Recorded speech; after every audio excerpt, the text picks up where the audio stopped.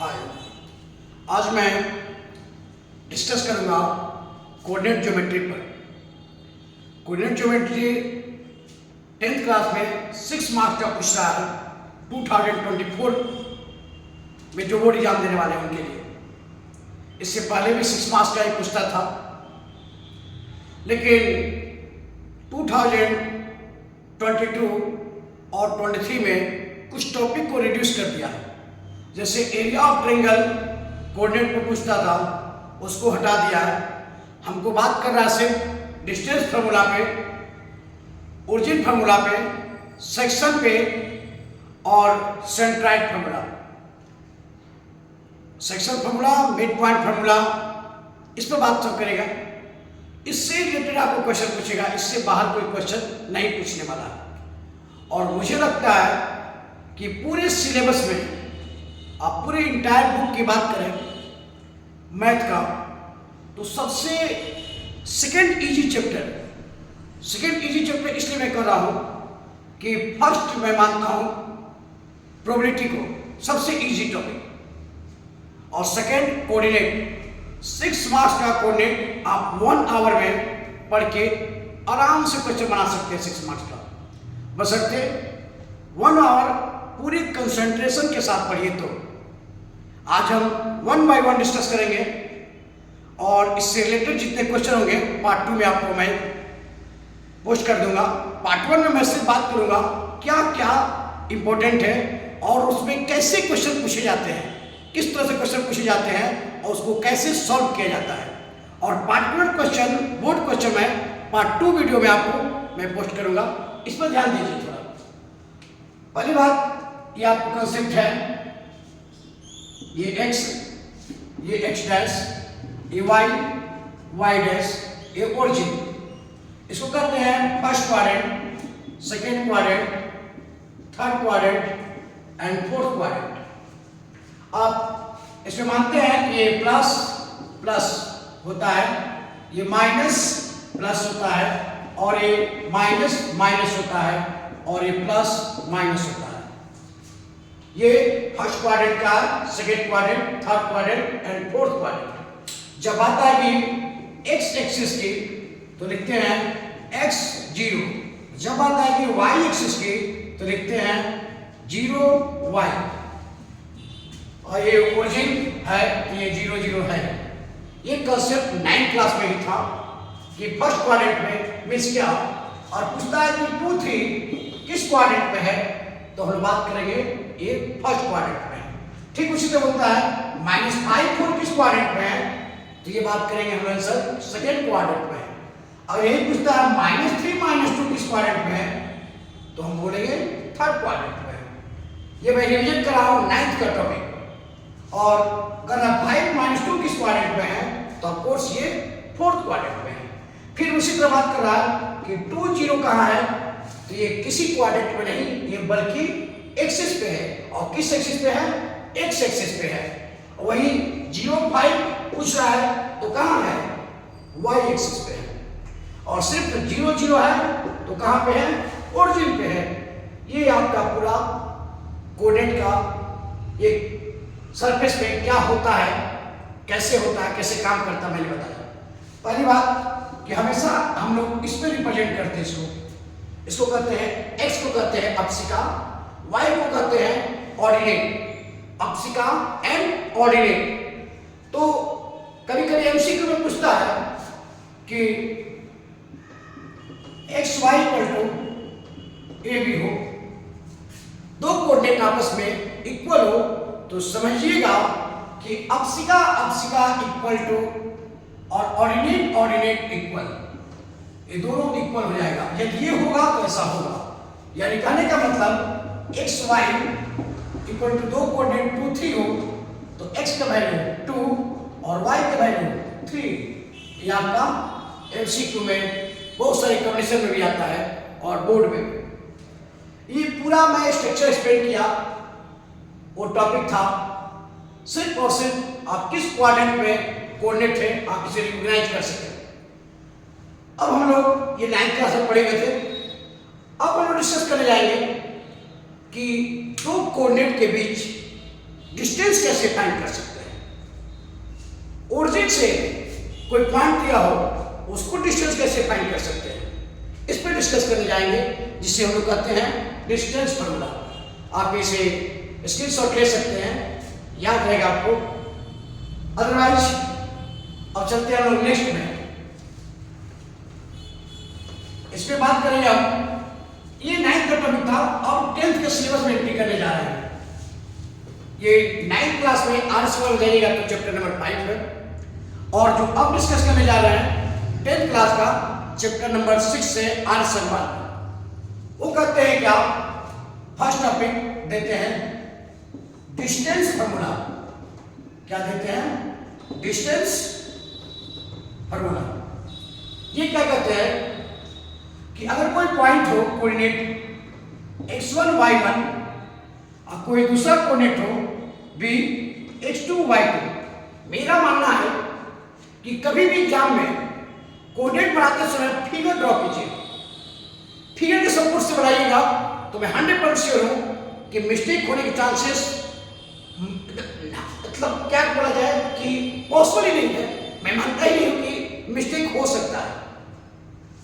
अब ऐसा देखिए, दोनों के बीच का डिस्टेंस निकालना हो तो ए बी इक्वल टू लिख सकते हैं root under x2 minus x1 का whole square, x2 minus x1 का whole square, and y2 minus आप लिख सकते हैं y2 माइनस y1 का होल स्क्वायर। आप ऐसे चाहे तो इसे ऐसे भी लिख सकते हैं, क्या, x1 माइनस x2 का होल स्क्वायर और प्लस y1 माइनस y2 का होल स्क्वायर। दोनों सेम ही बातें हैं, इसको कहते हैं हम लोग डिस्टेंस फॉर्मूला। अब आते हैं एग्जाम्पल पे। एग्जाम्पल लेते हैं, करें क्या, एक कोऑर्डिनेट है 3 4 और दूसरा कोऑर्डिनेट है 1 4, ऐसा डाटा दिया हुआ। करा ए बी का डिस्टेंस निकालिए, तो हम लिख सकते हैं 1 माइनस 3 माइनस 2 के स्क्वायर, 4 माइनस 4 का स्क्वायर, यानी आप इसे डायरेक्ट लिख सकते हैं क्या, 4 माइनस 4 मीन्स क्या, 0, यानी क्या यहाँ रूट अंडर 4 मीन्स क्या, 2। और क्या लेंगे, 2 हमेशा लिखिए क्या, यूनिट, इसको मिस्टेक नहीं कीजिएगा। क्या होगा डिस्टेंस, 2 यूनिट। यूनिट मीन्स क्या, सेंटीमीटर है तो सेंटीमीटर, मीटर है तो मीटर, किलोमीटर है तो किलोमीटर, इसलिए इसको लिखते हैं 2 यूनिट। यानी कह सकते हैं कि ए बी के बीच का, दो पॉइंट के बीच का डिस्टेंस क्या है, 2 यूनिट है। ये डिस्टेंस फॉर्मूला का यूज है कि आप दो पॉइंट को बीच का डिस्टेंस इजीली फाइंड कर सकते हैं डिस्टेंस फॉर्मूला से। मैं बार बार बोल रहा हूं, एग्जाम हॉल में आप इसे फिगर से बनाएंगे, फिगर खुद ड्रॉ करके, जैसे बीच का डिस्टेंस फाइंड कर दिए, फिगर में ड्रॉ करेंगे तो मिस्टेक होने के चांस 1% भी नहीं है। इसलिए आप कोशिश कीजिएगा फिगर में बनाएं। ये था डिस्टेंस फॉर्मूला, उससे रिलेटेड एक क्वेश्चन में बताया। आगे डिस्कस करेंगे हम, इसी से रिलेटेड है, वो है नाम है ओरिजिन फॉर्मूला। अब बात करेंगे हम लोग ओरिजिन फॉर्मूला पे। ओरिजिन फॉर्मूला भी डिस्टेंस फॉर्मूला से ही निकला है, आप इसे देख सकते हैं।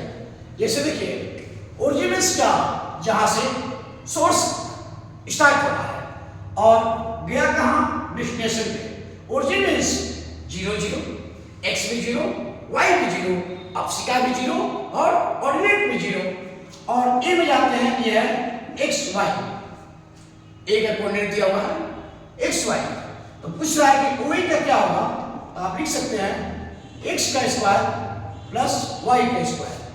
एक्चुअली कहां से फाइंड हुआ, यहां कुछ नहीं तो क्या है, 0 0, x minus 0 x square, y minus 0 y square. यानी डिस्टेंस फॉर्मूला से ओरिजिन फॉर्मूला ड्राइव किया गया है। तो अब यहां से देखिए, ये होता है ओरिजिन फॉर्मूला। इसका क्या है, ओरिजिन फॉर्मूला। अब यहां देखिए, कोई कह रहा है क्या, ओरिजिन से कोई पॉइंट है 3 4, कह रहा है कि आप OA का डिस्टेंस फाइंड कीजिए। तो लिख सकते हैं o equal to root under 3 square plus 4 square means 9 प्लस 16 मीन्स 25 इक्वल टू 5 यूनिट।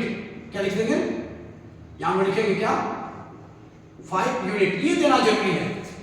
तो आपका आंसर हो गया क्या 5 यूनिट। हमेशा आप आउटपुट को जो रिजल्ट आता हो किसी क्वेश्चन को सॉल्व करने के बाद जो आपका रिजल्ट आता हो उसको रेक्टेंगल में घेर दीजिए, किसी हाल में उसको रेक्टेंगल में क्लोज कर दीजिए। ये आउटपुट हमेशा रेक्टेंगल में ही दिया जाता है। ये आपके देखने में भी अच्छा लगेगा और एग्जामिनर को समझने में भी अच्छा लगेगा। सही है। Distance formula, origin formula.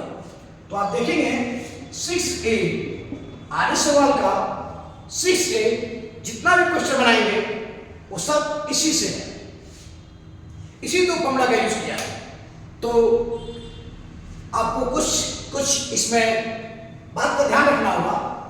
वो क्या, इसका यूज करके आपको डिस्टेंस तो फाइंड करवाएगा ही, आपको प्रूफ करवाएगा कि ये प्रूफ कीजिए, 3 वर्टेक्स दे देगा, प्रूफ कीजिए कि ये इक्विलैटरल ट्रायंगल है। सपोज दैट ये दे दिया A B C, आपका एक कोऑर्डिनेट कुछ दिया हो, यहां कोऑर्डिनेट कुछ दे दिया, ऐसा कोऑर्डिनेट दे दिया। अब पूछेगा कि प्रूफ कीजिए कि ट्रायंगल ABC एक इक्विलैटरल ट्रायंगल है, या प्रूफ कीजिए ये ABC एक आइसोसेलेस ट्रायंगल है। तो अगर आइसोसेलेस ट्रायंगल है तो आप किसी भी दो साइड को डिस्टेंस फॉर्मूला से निकालकर इक्वल दिखा दीजिएगा। हो सकता है AB निकाल लीजिए, BC निकाल लीजिए और AC निकाल लीजिए। AB, BC और AC फाइंड कर लीजिए डिस्टेंस फॉर्मूला से। अगर कोई तीनों इक्वल आ जाता है, अगर तीनों इक्वल आ जाता है तो ये क्या है, इक्विलैटरल ट्रायंगल है। और कोई दो इक्वल आ जाता है और कोई दो साइड इक्वल आ जाता है तो क्या है, आइसोसेलेस ट्रायंगल है। आप डिस्टेंस फॉर्मूला यूज कीजिएगा, यहाँ जो भी कोऑर्डिनेट दिया रहेगा AB निकाल सकते हैं डिस्टेंस फॉर्मूला से, BC निकाल सकते हैं, AC निकाल सकते हैं। अगर तीनों मैच किया सेम आया तो ये इक्विलैटरल ट्रायंगल है, और कोई दो मैच किया तो ये क्या है, आइसोसेलेस ट्रायंगल है। ठीक उसी तरह ट्रायंगल से हटकर क्वाड्रिलेटरल में भी हो जाता है। और क्वाड्रिलेटरल में पूछता है क्वेश्चन कि प्रूफ कीजिए, ये 4 वर्टेक्स दे देगा A B C और D, ऑर्डर में देगा, यानी आपको ऑर्डर में कभी देगा। ऐसा नहीं कि यहाँ भी यहाँ आपको ऑर्डर में वो कंसीडर करेगा क्वेश्चन में। तो A का कोऑर्डिनेट, B का कोऑर्डिनेट, A का कोऑर्डिनेट कुछ दिया, B का दिया, C दिया और D का कोऑर्डिनेट दिया, ये क्वाड्रिलेटरल दे दिया। अब आपसे पूछेगा कि प्रूफ कीजिए कि ये स्क्वायर है। अब देखिए स्क्वायर की प्रॉपर्टी आपको पता होगा, वो भी रोम्बस से भी मैच करती है। अगर आप चारों साइड दिखाते हैं AB इक्वल टू, आपको दिखाएं AB equal to BC equal to CD equal to AD, अब चारों डिस्टेंस निकाले, चारों इक्वल आया, यानी all side will be equal. लेकिन मैट्रिक खड़ा हो सकता है कि ये भी हो सकता है कि रोम्बस हो। तो आप कैसे डिसाइड करेंगे कि रोम्बस नहीं स्क्वायर ही है? तो हम लोग चारों साइड निकालने के बाद हम लोग निकालेंगे AC, ये निकालेंगे डिस्टेंस फॉर्मूला से, और निकालेंगे BD। अगर AC इक्वल टू BD आया, AC इक्वल टू BD आया तो ये स्क्वायर है। और AC इक्वल टू BD नहीं आया और चारों साइड इक्वल आया तो ये रोम्बस है। क्या मैं बोला कि ये क्वाड्रिलेटरल दे देगा। आपसे पूछेगा कि आप बताइए कि ये प्रूफ कीजिए कि एक रोम्बस है, सॉरी एक स्क्वायर है। और स्क्वायर पूछेगा तो स्क्वायर की प्रॉपर्टी क्या है, all side will be equal. तो हम डिस्टेंस फॉर्मूला से चारों साइड निकाल लेंगे, इक्वल आ जाएगा। लेकिन फिर एक मैटर उठता है कि सर रोम्बस भी तो चारों साइड इक्वल होता है, तो कैसे हम एग्जामिनर को बताएंगे कि ये स्क्वायर है रोम्बस नहीं है? तो हम क्या करेंगे, डायगोनल फाइंड कर लेंगे स्क्वायर का डिस्टेंस फॉर्मूला से। एक कोऑर्डिनेट C कोऑर्डिनेट से AC निकाल लेंगे, बी कोऑर्डिनेट डी कोऑर्डिनेट से बी डी निकाल लेंगे। अगर दोनों इक्वल आया AC equal to B D, तो ये क्या है? स्क्वायर है, और नहीं तो क्या है? रोम्बस है। और दोनों इक्वल आया तो स्क्वायर है, यानी क्या? डायगोनल इक्वल आया तो स्क्वायर है, अगर डायगोनल इक्वल नहीं आया तो रोम्बस है। यही डिफरेंस है स्क्वायर और रोम्बस में प्रूव करने में, कोऑर्डिनेट में। दोनों में कॉमन एक चीज जरूर है कि आपको चारों साइड इक्वल दिखाना होगा। यह है प्रॉपर्टी स्क्वायर एंड रोम्बस का। आगे बात करते हैं कि फिर यही क्वेश्चन देगा, ऐसा ही इस बार क्या करेगा, आपसे पूछेगा कि ये रेक्टेंगल है कि पैरेललोग्राम है। फिर क्वाड्रेंटल दे देगा आपको और ऑर्डर में इसका ए बी सी और डी। ए का कोऑर्डिनेट कुछ दिया, बी का कोऑर्डिनेट दिया, सी का कोऑर्डिनेट दिया और डी का कोऑर्डिनेट दिया। आपसे पूछेगा कि क्वाड्रिलेटरल रेक्टेंगल है कि पैरेललोग्राम है, तो मैटर खड़ा होगा। पैरेललोग्राम रेक्टेंगल का प्रॉपर्टी वही कहानी बयान कर रहा है जो स्क्वायर और रोम्बस कर रहा था। इसमें क्या होते हैं? आमने सामने इक्वल होते हैं, तो हम निकाल सकते हैं क्या? AB equal to C D and AD equal to BC। AD equal to BC आमने सामने इक्वल आता है तो ये रेक्टेंगल भी हो सकता है और पैरेललोग्राम भी हो सकता है। तो हम ये चाहते हैं कि ये कैसे पता करेंगे कि नहीं पैरेललोग्राम में ये सिर्फ रेक्टेंगल है, तो हम क्या करेंगे? इसका डायगोनल निकालेंगे AD और BC। अगर AD इक्वल आया, सॉरी AC इक्वल आया BD के, AC इक्वल आया BD के, तो ये रेक्टेंगल है। AC और BD इक्वल आया, यानी दोनों डायग्राम इक्वल आए तो ये रेक्टेंगल है। क्या है? रेक्टेंगल है। अगर ये दोनों इक्वल नहीं आए, AC not equal to BD, तो ये क्या है? पैरेललोग्राम है। जैसे स्क्वायर रोम्बस में था, अगर डायगोनल इक्वल आया तो स्क्वायर है, और इक्वल नहीं आया तो रोम्बस है।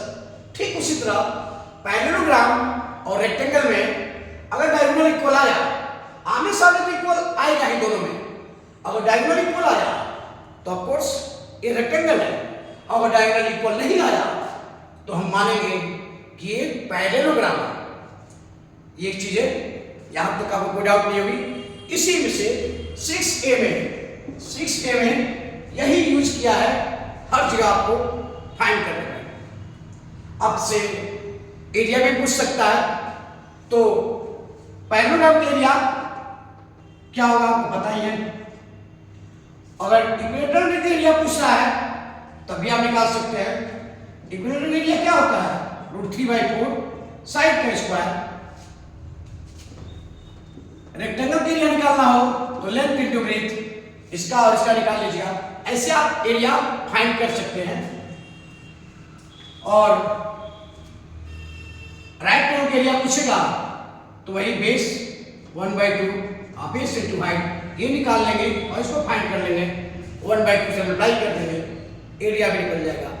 इससे बाहर आपको एक भी क्वेश्चन नहीं पूछेगा। 6A में यही क्वेश्चन रहेगा आपके एग्जाम में। और मैं इसको एक्सप्लेन किया हूं, इंट्रोडक्शन कराया हूं। पार्ट 2 में मैं आपके आर्य सवाल से रिलेटेड मैं एक एक क्वेश्चन आपको एक्सप्लेन करूंगा। आते हैं 6B में। 6B में ये जितने 6 से रिलेटेड बोर्ड क्वेश्चन है, मैं आपको नेक्स्ट वीडियो में पार्ट 2 में एक एक क्वेश्चन आपको बनाऊंगा जो बोर्ड एग्जाम का प्रीवियस में आया हुआ है। सब क्वेश्चन आपको मैं बनवाऊंगा, आप उसके लिए टेंशन नहीं लीजिए। बस ये मैं बताया कि यही फॉर्मेट है 6A का।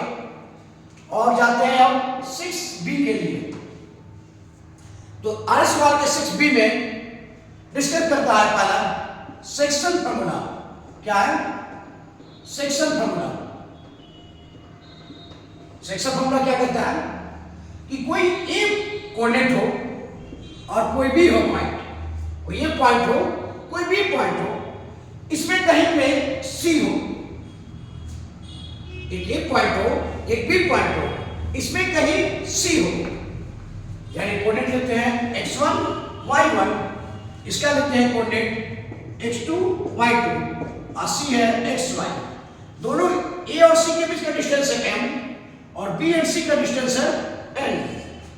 आपसे पूछ रहा है 1 2 3 4 5 6 7 8, आपको एक वेरिएबल दे दिया, इसमें से आपको कोई दो गायब कर देगा, हाइड कर देगा और आपसे पूछेगा कि उसका कोऑर्डिनेट बताइए। तो पहले हम क्या निकालते हैं? x equal to cross multiplication. x की बात कर रहे हैं तो सिर्फ x पे ही डिस्कस करेंगे हम। तो m इंटू x2 क्या लिखेंगे? m into x2 plus n into x1 by sum of the length, sum of the length m plus n। यहां देखिए हम ये कोऑर्डिनेट फाइंड कर रहे हैं x, यहां कहीं भी y का डिस्कशन नहीं है। m into x2 plus n into x1 by sum of the length. ठीक उसी तरह जब y कोऑर्डिनेट निकालेंगे तो m into y2, m into y2, m into y2 plus n into y1, n into y1 by sum of the length. ये आपका है section formula. इसको अगर चाहें तो इस फॉर्म में लिखना हो, यानी c का वैल्यू क्या हो जाएगा, यहां पे रखें तो m into x2 plus n into x1 by m plus n, y into m into y2 plus n into y1 by m plus n। ये c कोऑर्डिनेट हो जाएगा। यहाँ m का वैल्यू दिया रहेगा, n का वैल्यू दिया रहेगा, x1 y1 x2 y2 का वैल्यू दिया रहेगा और आपको ये फाइंड करना होगा। ये c इस लाइन पे कहीं एक पॉइंट है जिसका लेंथ a से m है और b से n है। ये आपका सेक्शन फॉर्मूला है। इससे रिलेटेड क्वेश्चन पूछता है 6b में। ये लॉन्ग क्वेश्चन पूछेगा, जब भी आपसे पूछेगा ये लॉन्ग क्वेश्चन ड्राइव होगा। जिस तरह से डिस्टेंस फॉर्मूला से ओरिजिन फॉर्मूला ड्राइव किया गया था, उसी तरह सेक्शन फॉर्मूला से मिड पॉइंट फॉर्मूला फाइंड किया गया है। लेकिन पहले हम लोग इस पे एक और बात करते हैं। 6a में एक लाइन दे देगा a b c। अब पूछ रहा आपसे कि क्या ये कोलिनियर है? कोलिनियर में क्या डेफिनेशन आप पहले से पढ़े हुए हैं। एक ही लाइन पे 3 या 3 से ज्यादा पॉइंट हो उसे हम लोग कहते हैं कोलिनियर। तो हम लोग क्या करेंगे कोलिनियर प्रूफ करने के लिए इसमें डिस्टेंस फॉर्मूला से ए बी निकाल लेंगे और फिर बी सी निकाल लेंगे और दोनों को ऐड करके एसी के लेंथ के इक्वल आएगा, ये निकाल लेंगे डिस्टेंस, फिर ये डिस्टेंस निकाल लेंगे, फिर एसी का निकाल लेंगे। ए बी और बी सी ऐड करने के बाद अगर एसी आया तो लिखेंगे yes A B C are collinear.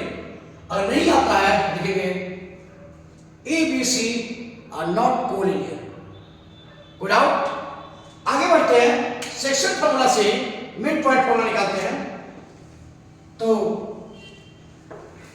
Mid point formula में क्या होगा, सेक्शन फॉर्मूला से रिलेटेड है, लेकिन सेक्शन फॉर्मूला पे एग्जांपल बनाते हैं पहले, उसके बाद बात करेंगे।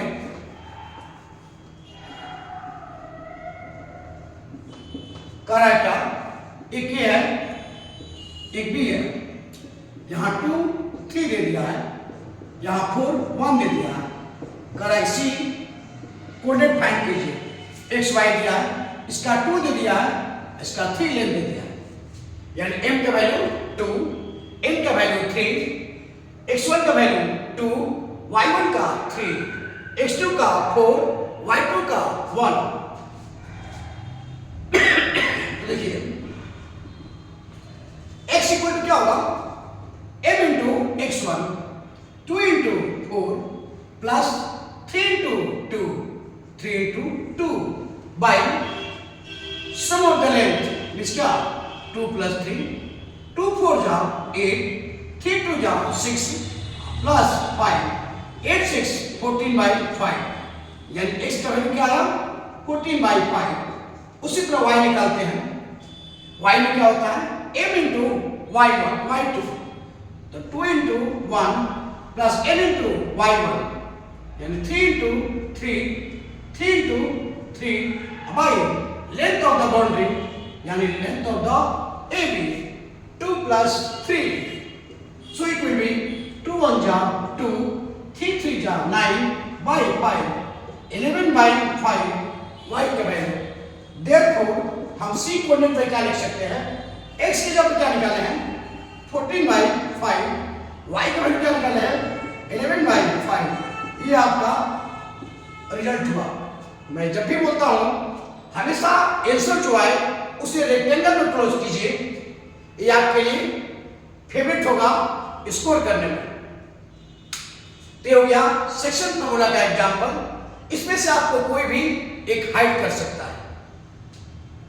दूसरी बात है कभी कभी आपके साथ ये टाइप हुआ सेक्शन फॉर्मूला का। दूसरी में बात करते हैं हम एग्जांपल एक और लेते हैं सेक्शन फॉर्मूला का, जहां पे ये रेशियो पूछेगा आपसे, m और n का वैल्यू पूछेगा, तो उस पर बात करते हैं।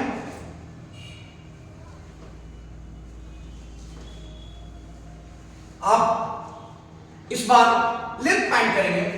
एक कोऑर्डिनेट है जिसका वैल्यू दिया है 2 3, एक बी कोऑर्डिनेट है। रैंडमली मैं डाटा ले रहा हूं, ये एग्जांपल में कोई भी डाटा हो सकता है। ये ले लिए 1 4, यहां सी ले लिया है 2 3, कोऑर्डिनेट दे दिया है। आपसे पूछ रहा है कि ये ए बी को सी किस रेशियो में डिस्ट्रीब्यूट कर रहा है या बांट रहा है, तो हम इसको लेते हैं के, इसको लेते हैं 1। जब भी लीजिएगा रिलेट कीजिएगा रेशियो के रेशियो 1, इसको लिए के, इसको लिए 1।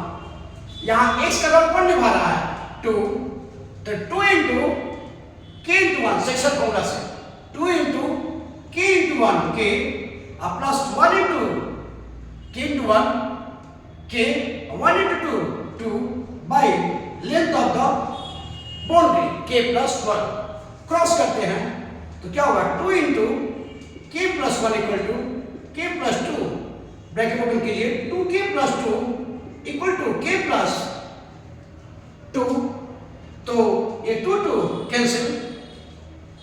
मैंने जो डाटा लिया वो मैच नहीं किया, कोइंसिडेंस से ऐसा सिचुएशन हुआ कि ये वैरी कर गया और 2k minus k equal to 0, यानी k का वैल्यू 0। कभी भी लेंथ 0 नहीं हो सकता है और निगेटिव नहीं आ सकता है। तो मैं इसे क्या करूंगा, ये मैं जो डाटा लिया था कोइंसिडेंस से कुछ अलग हो गया, जो डाटा मैच नहीं किया, इस टाइप के क्वेश्चन गलत हो जाते हैं। आप इसे ले लेते हैं 5, इसे ले लेते हैं 3, तब देखते हैं क्या होता है। तो x का रोल निभा रहा है 5, तो k into 1 k, 1 into 2 2, अब आइए k plus 1 क्रॉस करते हैं 5 into k plus 1 equal to k plus 2।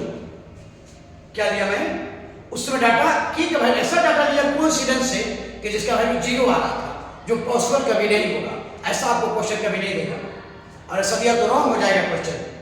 तो यहां देखते हैं लिया मैंने क्या, x की जगह क्या है 5, तो k into 1 और 1 into 2 by length of the boundary cross किया तो ये सिचुएशन आया।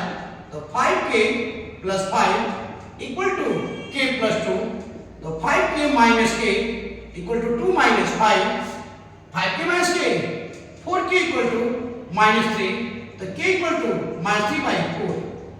देखिए k का वैल्यू नेगेटिव आया भी ना तो उसे हम पॉजिटिव लेंगे। k का वैल्यू आया माइनस 3 by 4, याद रख दीजिए 3 by 4 रेशियो 1, इसको सिंप्लीफाई करके क्या आएगा 3 रेशियो 4, यानी ये डिस्ट्रीब्यूट किया था 3:4 में, सी ने ए बी को बांटा था 3:4 में, यानी ए टू सी का लेंथ 3 और सी टू बी का लेंथ 4। इस टाइप का आपसे क्वेश्चन पूछेगा। और के नेगेटिव आया तो आप इसे पॉजिटिव में ही लेंगे। समझ में आया? सेक्शन फॉर्मूला से इसी दो टाइप का क्वेश्चन पूछ सकता है। ये कोऑर्डिनेट गायब कर देगा या फिर ये रेशियो गायब कर देगा और आपसे पूछेगा। इससे रिलेटेड सेक्शन फॉर्मूला के बाद हम लोग बात करते हैं मिड पॉइंट फॉर्मूला पे। मिड पॉइंट फॉर्मूला क्या करता है तो उसको देखते हैं। वो भी क्या है, जैसे ओरिजिन फॉर्मूला डिस्टेंस फॉर्मूला से ड्राइव किया गया था, उसी तरह मिड पॉइंट फॉर्मूला। अब बात करेंगे मिड पॉइंट फॉर्मूला पे। मिड पॉइंट ये क्या करता है, करेंगे अगर ए कोई कोऑर्डिनेट हो x1 y1, बी कोई कोऑर्डिनेट हो x2 y2 और सी वहां सी कहीं भी दे रहा था सेक्शन फॉर्मूला में, लेकिन इस बार कह रहा कि सी ए बी के सेंटर में हो यानी मिड पॉइंट हो, तो सी लेते हैं x और y जो कहां है, मिड पॉइंट में है। तो x इक्वल टू क्या हो जाएगा, x की बात करेंगे तो x2 प्लस x1 बाई 2 या x1 प्लस x2 बाई 2 और y equal to y1 plus y2 by 2। ये कहां से आया, तो मान लीजिए सपोज दैट ये फॉर्मूला हुआ आपका मिड पॉइंट फॉर्मूला, लेकिन ये आया कहां से, आपने कैसे कहा कि सेक्शन फॉर्मूला से ड्राइव किया गया है, तो आप खुद देखिए। मान लेते हैं ये मिड पॉइंट है कि bm, तो ये भी m, तो x इक्वल टू क्या हो जाता है, m into x2 plus m into x1 by length of the boundary m plus m, दोनों में क्या कॉमन है, m कॉमन लेंगे। यहाँ क्या था, x2 plus x1 by 2m, m cancel, इसलिए क्या हो गया x2 plus x1 by 2। Similarly y equal to भी क्या आ जाएगा, y2 प्लस y1 बाई 2, यानी क्या, ये मिड पॉइंट फॉर्मूला जो है वो सेक्शन फॉर्मूला से ही डिराइव किया गया है। अब इस पे हम लोग एक एग्जांपल देखते हैं, उसके बाद बात करेंगे आगे के टॉपिक पर।